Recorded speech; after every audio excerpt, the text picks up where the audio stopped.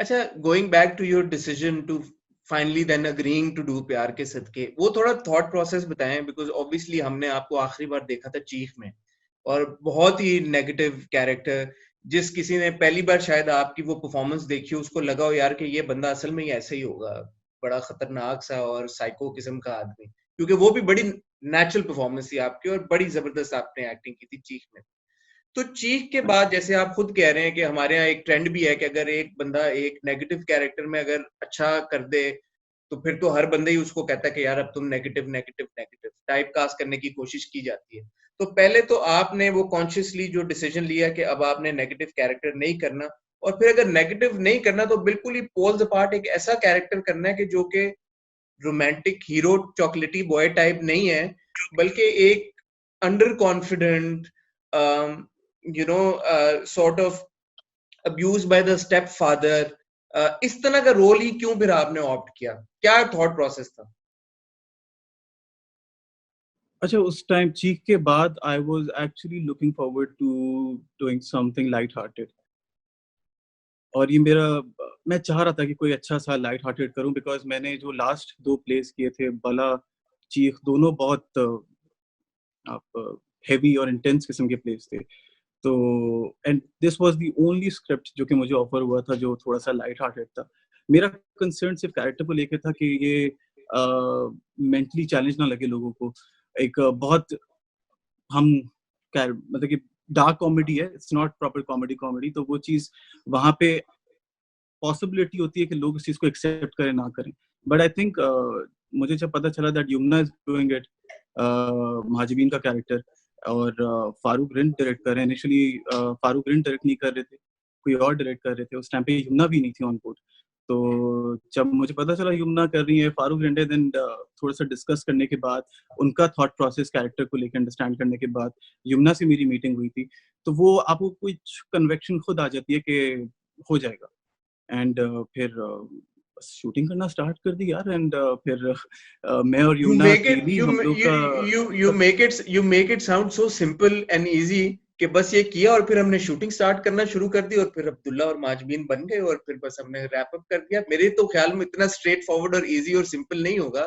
अब्दुल्ला जब आपने डेवलप किया, and earlier you'd spoken about how आपने इसमें क्वर्क ऐड किया कि यार के हकलाता है, और हकलाता भी वो बड़े की मोमेंट्स के ऊपर है। और मैं ऑफ कैमरा भी आपसे जब यही बात कर रहा था कि वो बड़ा नेचुरल इस तरह फ्लो में लगता है कि कभी भी ये नहीं लगता जब वो हकला रहा होता है तो क्यों हकला रहा है, और अगर वो नहीं हकला रहा होता तो आपको ऐसे हिट नहीं कर रहा होता कि यार अब देखा यार ये हकलाता था लेकिन अभी ये नहीं हकला रहा।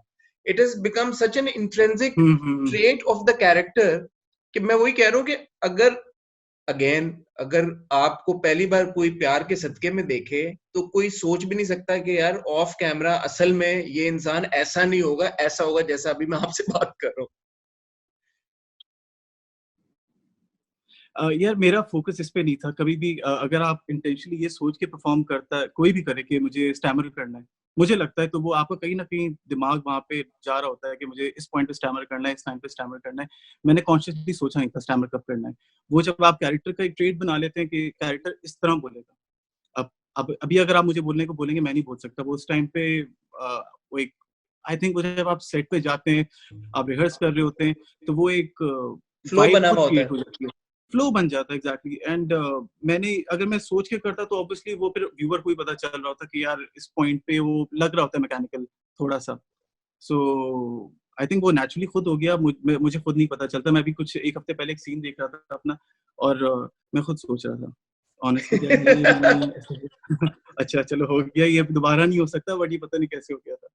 वो बट आई ये थिंक वो आपका इन द ये मोमेंट, आपका in idea, the moment, sorry go on. या वो इन द मोमेंट, क्योंकि यमुना और मैं, हम दोनों जब भी परफॉर्म करते थे, we use to make sure कि अगर मेरा क्लोज है और तो Yamuna use to give her 100%, और अगर उसका क्लोज है सो मैं भी उसी तरह उसको क्यूज दे रहा होता था। तो आई थिंक वो जब हम लोग ने इतना इन्वॉल्व होके किया था इस प्रोजेक्ट को कि वो उस टाइम पे मुझे नहीं समझ आ रहा था कि यार ये स्टैमर सही नेचुरल लग रहा है या नहीं लग रहा है। उस टाइम पे जो फ्लो में आ रहा था वो निकल रहा था। अब स्क्रीन पे मैं भी देखता हूँ तो मुझे होता है कि यार ये तो अच्छा निकल गया, ये दोबारा आई डोंट नो कैसे निकलेगा बट निकल गया।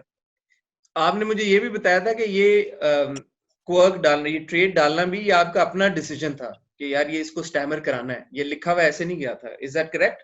स्टैमर थोड़ा ज्यादा था, स्टैमर थोड़ा डिफरेंट किस्म का था, और हमने सिर्फ ये मेक श्योर किया था कि स्टैमर सिर्फ की पॉइंट्स जो की सिचुएशन है वहां पे करे। फॉर इंस्टेंस अब्बा के सामने वो स्टैमर करता है, अब्बा के सामने उसका कांस्टेंट फेयर है, और वो जब मुझे सॉरी यशमा कैरेक्टर का नाम नहीं याद है, शानजे शानजे को जब वो तंग कर रहा होता है उस टाइम पे वो स्टैमर कर रहा होता है, तो कुछ की पॉइंट्स ये एस्टैब्लिश किए थे मैंने कि यार इन पॉइंट्स पे स्टैमर करेगा, एंड वो भी कॉन्शियसली डिसाइड नहीं किया था कि मैं किस पॉइंट पे करूंगा किस पॉइंट पे नहीं। वो बस ये था कि अगर हो गया तो हो गया, क्योंकि कुछ ऐसे भी सीन्स हैं जहाँ पे वो सर्वर के साथ सामने स्टैमर नहीं कर रहा होता है, नॉर्मली भी बात कर रहा होता है। सर्वर की आपने बात की, तो जो अब्दुल्ला का और उसके फादर का रिलेशनशिप है, ये एक बड़ा इंटेग्रल अगेन पॉइंट है प्लॉट को लेके। तो हमने देखा अब्दुल्ला की जो बहन है वशमा, उसका रिलेशनशिप डायनामिक बिल्कुल डिफरेंट है अपने स्टेप फादर से एज अपोज टू अब्दुल्ला। तो आपको क्यों लगता है कि ये दोनों बहन भाई का रिलेशनशिप अपने स्टेप फादर से इतना ड्रास्टिकली डिफरेंट है? ग्रांटेड ये हमें पता है कि हमने वशमा को देखा है कॉन्वर्सेशन करते हुए सर्वर को अपनी वालदा के साथ, तो उसको ये पता है कि यार, but how come Abdullah on the other hand fail so easily into servers trap?